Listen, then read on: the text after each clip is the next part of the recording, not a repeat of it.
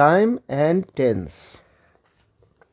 आप देख रहे हैं यह वॉल्यूम डी है और आगे की पढ़ाई अब आप इसमें देखें। नियम नंबर 1 में लिखा हुआ है, वाक जब प्रेजेंट टाइम में हो तो उसका अनुवाद प्रेजेंट पास्ट दोनों वर्ब की मदद से कर सकते हैं। जैसे उदाहरण में आप देख सकते हैं, लिखा हुआ है, क्या मैं अंदर आ सकता हूँ श्रीमान। तो यह वाक्य जो है प्रेजेंट टाइम में है और इसका अनुवाद हम प्रेजेंट वर्ब की मदद से भी कर सकते हैं और पास्ट टेंस के वर्ब के भी मदद से कर सकते हैं। जैसे क्या मैं अंदर आ सकता हूँ श्रीमान, तो इसके लिए हम लोग ऐसा लिखते हैं, ऐसा बोल सकते हैं, मे आई कम इन सर। और या तो इस तरह से भी व्यक्त करेंगे, could I come in sir या might I come in sir. तो मे से व्यक्त करने पर यह प्रेजेंट टेंस का वर्ब है और कुड माइट ये पास्ट टेंस के वर्ब है। तो मैंने इस वाक्य को 3 तरह से यहाँ व्यक्त किया, परंतु इसके सेंस में अंतर आ जाता है। जब हम मे का प्रयोग करेंगे तो वह साधारण सम्मान को दिखाता है और कुड उससे ज़्यादा सम्मान की मात्रा को दिखला रहा है और माइट सबसे ज़्यादा सम्मान की मात्रा को दिखा रहा है। तो कहने का यह मतलब हुआ कि प्रेजेंट टाइम के वाक्य का अनुवाद हम प्रेजेंट और पास्ट टेंस के वर्ब से भी कर सकते हैं। अब उदाहरण आगे देखिए, लिखा हुआ है, फ्यूचर टाइम का अनुवाद प्रेजेंट तथा पास्ट टेंस की वर्ब की मदद से किया जा सकता है। जैसे आप यहाँ देख सकते हैं, आज की रात वर्षा होगी। तो इसके लिए यह जो वाक्य है इसका टाइम फ्यूचर है या भविष्य में ऐसा होगा। तो ये गागेगी का अनुवाद आप देखिए, ये प्रेजेंट टेंस के वर्ब से हो रहा है। It is going to rain tonight. तो इसे हम इस तरह से भी प्रकट कर सकेंगे या नहीं तो फिर कुछ इस तरह से। फिर आगे आप देखिए, it may rain tonight. तो यहाँ पर मे मीन्स सकता है, ये प्रेजेंट टेंस का वर्ब है, परंतु इसका उपयोग गागेगी के अनुवाद के लिए किया गया है। तो इस मे के स्थान पर आप would, should, must, could, might सभी रख सकते हैं। आप ऐसे कह सकते हैं, it may rain tonight या it would rain tonight या it should rain tonight, किसी भी तरह कह सकते हैं। तो लिखा तो जा सकता है, परंतु इसके सेंस में अंतर आ जाएगा। जब हम ऐसा कहेंगे, it may rain tonight, तो यह मे इस सेंस में वर्षा होने की जो संभावना है उसकी मात्रा कम है, वो कम संभावना को दिखा रहा है। जब वुड लगाएंगे तो इसका मतलब हुआ कि वर्षा होने की उससे ज़्यादा संभावना है। तो इस तरह से ये संभावना की मात्रा को दिखा रहा है। और जब हम माइट कहेंगे तो इसका मतलब हुआ कि सबसे ज़्यादा ये मात्रा को दिखा रहा है। It might rain tonight, आज की रात वर्षा अवश्य होगी। ये 100% ऐसा होना तय हुआ, तय माना जाएगा। तो फिर हम लोग अब फिर ये देखेंगे, और ये तो शैल विल के अंदर वाक्य बना है, तो इसकी चर्चा तो हम आगे करेंगे, क्योंकि फ्यूचर टाइम का अनुवाद फ्यूचर टेंस से ही हो रहा है। तो ये तो इसकी पढ़ाई आगे है। अभी हम लोग कुछ इस तरह की पढ़ाई पर किस तरह से चलेंगे। अब आप देखिए कि वर्ब जो होते हैं, प्रेजेंट टेंस के जो वर्ब होते हैं या पास्ट टेंस के, वह अपना कार्य तो करता ही है, साथ में वह दूसरे का भी कार्य संपादित कर देता है। जैसे मैं कल गांव जा रहा हूं, तो I am going to village tomorrow. यहाँ एम गोइंग ने जा रहा हूं अपना कार्य किया है, परंतु यहाँ एम गोइंग जाऊंगा का कार्य दिखा रहा है। वाक्य में फीचर के शब्द लगे हुए हैं, इसलिए ऐसा हो रहा है। तो मैं कल गांव जाऊंगा, इसके लिए तो वाक्य अनुवाद है ही, आई shall go to village tomorrow, लेकिन इसका कार्य यह भी कर देता है। तो फाइनली यह निष्कर्ष हुआ। आप इन निष्कर्ष को देखें, ये निष्कर्ष लिखा हुआ है कि प्रेजेंट टेंस या पास्ट टेंस के जो वर्ब हैं अपना कार्य तो करता ही है, साथ में यह फ्यूचर टाइम का भी अनुवाद कर देता है।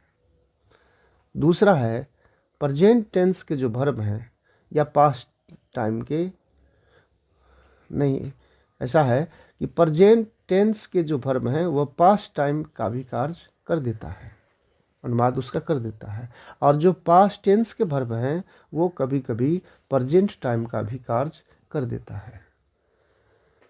तो कहने का मतलब यह हुआ कि आप नीचे देख सकते हैं कि वर्ब यदि प्रेजेंट टेंस में हो तो उससे निर्मित समय हमेशा प्रेजेंट ही होगा, या वर्ब यदि पास्ट टेंस में है तो वाक्य पास्ट ही होगा, ऐसा नहीं समझे। वर्ब किसी भी टेंस में हो सकते हैं, और हिंदी के जो वाक्य के सेंस है, समय है, वो किसी भी टाइम में हो सकते हैं। जैसे आप सबसे सुंदर उदाहरण पहले इसको देखिए, what is the next programme. यहाँ वर्ब प्रेजेंट टेंस में है, लेकिन इसका अर्थ दोनों सेंस में है। What is the next programme यानी अगला कार्यक्रम क्या है, यह है कि सेंस में आया, और अगला कार्यक्रम क्या होगा, तो गा को भी यह पूर्ण कर देता है, इज। तो वर्ब प्रेजेंट में है, परंतु इसका जो टाइम है प्रेजेंट टाइम और फ्यूचर टाइम दोनों को यह दिखा रहा है। आप इसे देखिए, it might rain tonight. यहाँ माइट पास्ट टेंस का वर्ब है, तो पास्ट टेंस देख करके इस वाक्य को हमेशा पास्ट टेंस में नहीं समझेंगे। यह पास्ट टेंस जो है फ्यूचर टाइम का भी कार्य कर रहा है। तो कैसे, it might rain tonight, आज की रात वर्षा होगी, ये गी में है, तो यहाँ सकती थी नहीं लगा सकते हैं, आज की रात वर्षा हो सकती थी, तो फिर अगर इस तरह से अर्थ लगाएंगे तो ये गलत हो जाएगा। I am going to village tomorrow, यहाँ वर्ब प्रेजेंट में है, परंतु अर्थ क्या हुआ, प्रेजेंट में भी आ रहा है और फ्यूचर में भी आ रहा है। तो वर्ब कुछ हो सकते हैं और उसका अर्थ कुछ हो सकता है, किसी भी टाइम में आ सकता है। जैसे I am going to village tomorrow के दो अर्थ हो जाएंगे, मैं कल गांव जा रहा हूं या मैं कल गांव जाऊंगा। ये हूं और गा दोनों को पूरा कर रहा है। अब इसे देखिए, ओपन द विंडो, खिड़की खोलो, डोंट यू। अब खोलो ना या खोलोगे ना, तो यहाँ डोंट जो वर्ब प्रेजेंट में है, ये गागे की समय का कार्य के सेंस में है, खोलोगे ना फ्यूचर को दिखा रहा है। तो इसी के बारे में यह आपको ऊपर लिखा हुआ है कि वर्ब यदि प्रेजेंट टेंस में हो तो उससे जो निर्मित समय है हमेशा प्रेजेंट ही होगा, अर्थात यह प्रेजेंट है तो यह प्रेजेंट ही होगा, यह पास्ट है तो इधर पास्ट ही होगा, ऐसा नहीं समझे। यह कुछ हो सकता है और इसका सेंस कुछ हो सकता है। तो यह सब फेर बदल जो है सो वर्ब के अंदर, टेंस के अंदर और टाइम के अंदर यह खेल चलता रहता है। तो इस खेल को, इस गेम को, व्याकरण की इस सुंदरता को पकड़िए, और बहुत ये जब आप समझेंगे तो बड़ा ही ये आनंद प्रदान करेगा आपको। अब फिर आगे देखते हैं। लिखा हुआ है नोट, उच्च स्तरीय अंग्रेजी में किसी भी टाइम के हिंदी वाक्य का अनुवाद किसी भी टेंस के वर्ब की सहायता से होता रहता है। टाइम कुछ है, अनुवाद किसी भी टेंस के वर्ब से हो जाएंगे, या वर्ब के टेंस कुछ हैं, उससे टाइम कुछ और ही प्रकट हो जाएगा। जैसे might I come in sir, अब माइट है पास्ट टेंस में सकता था, अब ये अर्थ दे रहा है क्या मैं अंदर आ सकता हूँ श्रीमान का। तो यहाँ वर्ब पास्ट में है और इसका जो अर्थ है टाइम है वो प्रेजेंट में आ रहा है। तो ये आने पर एक विशेष रूप को दिखा रहा है। तो फिर आप इसे आगे देखें, लिखा हुआ है। अब हम लोग इसमें देखेंगे कि शैल विल को तो फ्यूचर टेंस का प्रतीक जो बनाया गया वो उसके बारे में अध्ययन किया जा रहा है। आप देखिए, लिखा हुआ है मॉडर्न ग्रामर के अनुसार टेंस के दो भेद होते हैं। आपने देखा कि वर्ब के बदलते हुए रूप में उसके रूप से जो कार्य है, कार्य से जो समय हो रहा है, तो दो ही समय आ रहा है, प्रेजेंट और पास्ट। इसलिए टेंस के दो ही प्रकार हुए, प्रेजेंट टेंस और पास्ट टेंस। तो इसके ही बारे में कहा जा रहा है। मॉडर्न ग्रामर के अनुसार टेंस के दो भेद होते हैं। इसके हिसाब से फ्यूचर टाइम के वाक्यों का अंग्रेजी अनुवाद प्रेजेंट पास्ट टेंस के वर्ब से होता है। जैसे मैं कल पटना जाऊंगा, आपने देखा, तो इस गागेगी का अनुवाद I am going to Patna tomorrow, ये प्रेजेंट वर्ब की सहायता से, I live for Patna tomorrow present verb की सहायता से बना। तो यह पद्धति जो है यह एक जटिल प्रक्रिया है। तो इसे सरल बनाने के लिए ग्रामर में शैल विल को फ्यूचर का आधार बनाया गया। तो और तब बाद में ट्रेडिशनल ग्रामर के अनुसार टेंस के तीन भेद कर दिए गए, तीन भेद हो गए। तो इस पद्धति से फ्यूचर टाइम का अनुवाद शैल विल के मदद से होने लगा। जैसे मदद से होने लगा, आप नीचे उदाहरण में दिखाएंगे, पहले आप इसे देखिए।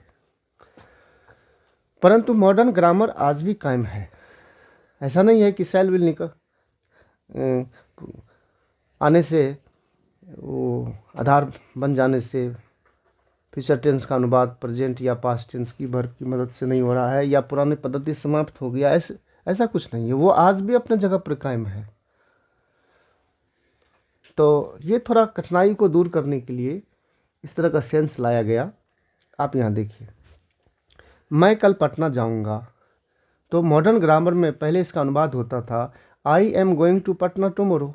तो यह थोड़ा जटिल प्रक्रिया है, क्योंकि यहाँ समय है फ्यूचर का और अनुवाद हो रहा है प्रेजेंट टेंस के वर्ब से। तो इसी को ब्रेक करने के लिए नहीं, इसके साथ इस वाक्य को आसान बनाने के लिए, यह तो चल ही रहा है, यह ब्रेक नहीं हुआ। तो ट्रेडिशनल ग्रामर में शैल विल आया और तब से मैं कल पटना जाऊंगा का आई shall go to Patna tomorrow भी लिखा जाने लगा। तो कहने का मतलब है कि मैं कल पटना जाऊंगा के लिए अभी इस वक्त आपके पास दो सुविधाएं मौजूद हैं, आई शैल गो टू पटना और I am going to Patna tomorrow. तो आप दोनों तरह से लिख सकते हैं। पुराना व्याकरण, मॉडर्न व्याकरण आज भी कायम है, पुरानी पद्धति आज भी अपने जगह पर चल रहा है अंग्रेजी में। अब आप आगे देख सकते हैं टेंस, जैसा कि अब तक यह क्लियर हुआ कि मॉडर्न ग्रामर के अनुसार दो भेद हैं, प्रेजेंट टेंस पास्ट टेंस, और ट्रेडिशनल ग्रामर के अनुसार तीन भेद हो गए शैल विल के आधार के बाद, प्रेजेंट टेंस पास्ट टेंस और फ्यूचर टेंस। आप यहाँ देखिए कि यह मॉडर्न ग्रामर में दो भेद क्यों हो जाते हैं, क्योंकि वर्ब के जो यहाँ बदलते हुए रूप हैं, रूप से जो कार्य हो रहा है, कार्य का जो समय वो क्लियर हो रहा है। वर्ब 1 वर्ब 5 से present tense present time clear हो रहा है इसलिए प्रेजेंट टेंस हुआ, और V2 से पास्ट टाइम क्लियर होता है इसलिए पास्ट टेंस हुआ। 3, 4 से किसी भी टेंस, किसी भी कार्य के कोई भी समय स्पष्ट नहीं हो रहा है इसलिए यह टेंस के अंदर नहीं है। गोइंग टेंस के अंदर नहीं है, लेकिन इज लगने से वो टेंस के अंदर आएगा। तो यह तो एक अलग की बात है, प्लस किया गया उसमें हेल्पिंग वर्ब। तो इस पद्धति थोड़ा ये जटिल है, तो इसी को आसान करने के लिए एक और रास्ता बनाया गया। तो शैल विल को फ्यूचर वर्ब में शामिल करने पर क्या हुआ आप आगे देख सकते हैं कि यह tense, present tense, past tense, future tense, 3 tense बन गए। प्रेजेंट टेंस वर्तमान काल, भूतकाल और भविष्यत काल। जैसे है, हूँ, हो, था, थे, थी, और ये गागेगी, इसके लिए निर्धारित है या इज, एम, आर, इसके लिए वाज, वेयर, और इसके लिए शैल विल। तो इस तरह से टेंस के हम लोग फाइनली आप देख सकते हैं 2 भेद भी हैं और 3 भेद भी हो जाते हैं। तो फिर आगे देखिए, अब विशेष सुविधा है। जैसे मैं कल पटना जा रहा हूँ, तो I am going to Patna tomorrow या I leave for Patna tomorrow. आप ऐसे पढ़िए, लिखिए, समझिए, या नहीं तो फिर I shall go to Patna tomorrow. Plus हुआ तो और सुविधा बढ़ गई, फैसिलिटी बढ़ गया और आसान हो गया। नोट लिखा हुआ है, परंतु इंग्लिश ग्रामर में अभी भी दोनों पद्धति कार्य से कार्य होता है। कोई वाक्य जिसको जैसे होता है वह उस पद्धति में उसका अनुवाद करते हैं, और किताबों, भाषाओं में या आज भी दोनों पद्धति लिखे जाते हैं, बोले जाते हैं, मौजूद हैं।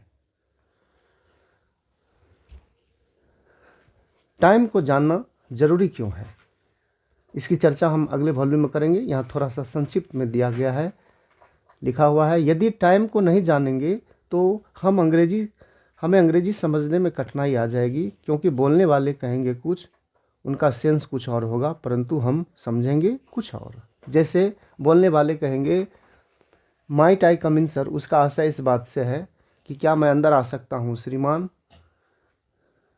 सकता हूँ से है, तो और हम समझेंगे कि क्या मैं अंदर आ सकता था श्रीमान, सकता था से लगा लेंगे अर्थ। उसने तो इसका अनुवाद एक विशेष तरह से किया। जैसे मैं कल पटना जाऊंगा, वो कहेंगे I am going to Patna tomorrow, तो हम इसका अर्थ गागेगी नहीं समझ करके रहा रही, तो फिर रहा रही को ट्रांसफ़र करके गागेगी पर ले जाना थोड़ा जटिल हो जाता है। तो इस तरह से टाइम को समझना ज़रूरी है। इसकी चर्चा हम आगे कर रहे हैं, और इसी के साथ ये वॉल्यूम डी समाप्त हो रहा है। अब आगे वॉल्यूम ए में पढ़ाई की जाएगी, और वह ई अंतिम वॉल्यूम होगा इसका।